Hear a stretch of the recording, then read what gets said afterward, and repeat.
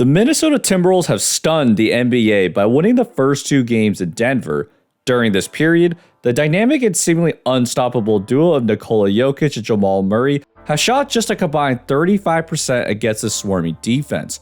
Rudy Gobert set the tone in Game 1, which was not too surprising. However, with his absence in Game 2, the Timberwolves doubled down and held the defending champs to just 80 points, marking this as the best defensive performance I've witnessed in my 14 years as an NBA fan. In Game 1, Karl-Anthony Towns guarded Jokic with Rudy Gobert roaming off Aaron Gordon for support. That way, Gobert could guard 2 players at once, which limits Jokic's options. The strategy isn't unique by any means, but it can't be executed by any team. The Lakers tried this in the first round by having Rui Hachimura guard Jokic and allowing Anthony Davis to roam around the paint, but there were 2 main differences.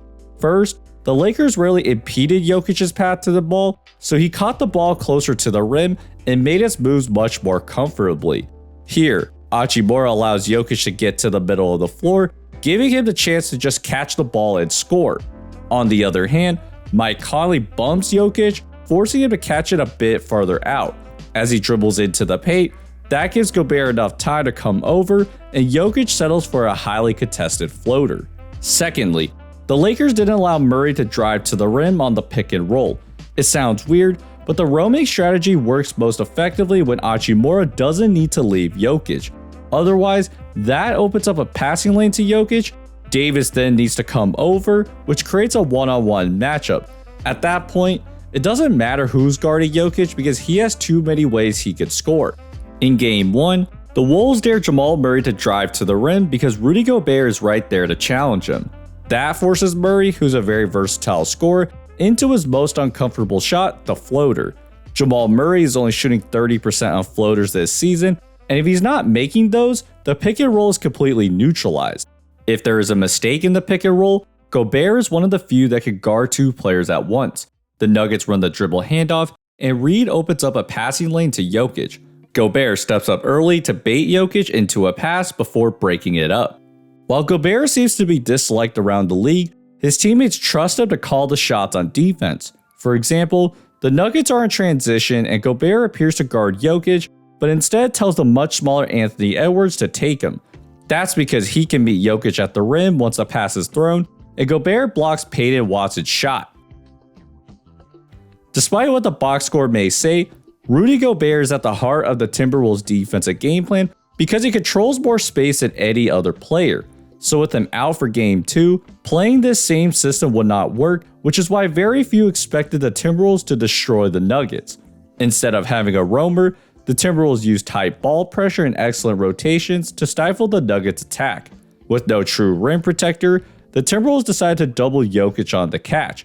Edwards provides help, prompting Murray to cut, but Towns and Conley both rotate down to him, who forces it at the rim. When a big man doubled, they made sure that Jokic couldn't find the cutter due to no protection at the rim.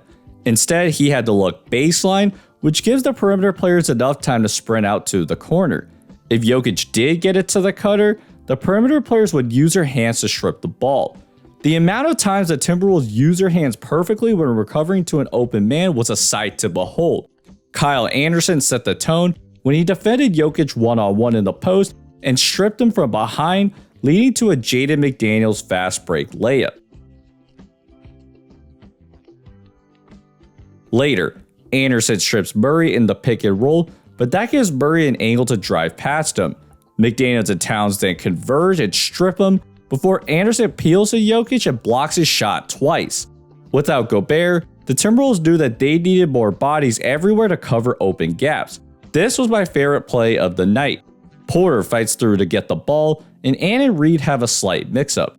As Porter steps back, Towns closes to him. Knowing that Jokic doesn't like turning right shoulder, Reed jumps early as he goes middle twice before Jokic finally tries the lefty hook but falls short. In addition to having more bodies around, the Timberwolves also upped the defensive ball pressure to make Denver's life on the perimeter much harder. Naz Reid and Alexander Walker introduced Jamal Murray to hell with their persistence and length. Alexander Walker first makes the dribble handoff difficult and ensures that Murray can't use the screen before handing him off to Naz Reid. Murray tries to challenge him at the rim and switches hands, but Reed adjusts his body and rejects it out of bounds. Minnesota was absolutely relentless all night. After McDaniels misses a 3, Alexander Walker pressures him. Murray tries to move around him, but Nas stays on his hip, inviting McDaniels to trap. They both fight for the ball, which shaves off half the shot clock, and the Nuggets then have to settle with a Peyton Watson contested 3. Denver also struggled to execute basic dribble handoffs. In Game 1, Minnesota had let Denver, specifically Michael Porter Jr., use a few screens to generate good three-point shots. Porter, who's not known as the most agile or physical, did a good job using his defender's body to accelerate away and into open shots. But in Game 2, the Timberwolves made an adjustment. Alexander Walker, who was guarding Porter in stretches, intentionally went under the first screen, which allowed Conley to switch and top block Porter simultaneously. So even if Porter gets the ball, Conley breaks the dribble handoff and forces Denver to pivot. Notice how Porter tries the same technique as Game 1, but he ends up hurting Reggie Jackson instead of creating any sort of separation. Knowing the Timberwolves' strategy, Porter waits for McDaniels to clear before engaging Alexander Walker, but he's so close to Jokic that there's absolutely no passing lane. And fittingly, right before the half, Porter finally breaks free on the dribble handoff, but Conley waits in the driving gap to rip it before throwing it up ahead to Anthony Edwards to put the Timberwolves up 28. A lot of people have talked about the Timberwolves' chemistry as a whole, especially with how they recognize each other's contributions. The trust that each player has in each other shows on the floor, especially for a team that is so young and uniquely constructed. Even without a perennial all-time defender like Gobert, they acknowledge that the roaming system would not work and instead use their size and versatility even more to punish the Nuggets on the perimeter. Each player is a defensive asset, and their incredible length and athleticism allow them to cover gaps that few teams can. From the 4-time Defensive Player of the Year, to the great perimeter defenders, to 2 huge bigs that have the foot speed for the perimeter and frame to handle the best big men, Minnesota has built a defensive juggernaut that no one has had an answer for. Just a week ago, no one was sure if anyone could slow down the Denver Nuggets, especially Nikola Jokic, who's officially a 3-time MVP. And just a week later, no one's sure if the Nuggets have an answer for the Timberwolves defense, who are on the brink of their first Western Conference final since 2004. So I hope you guys enjoyed this video. If so, please like and subscribe, and I'll see you guys next time. Peace.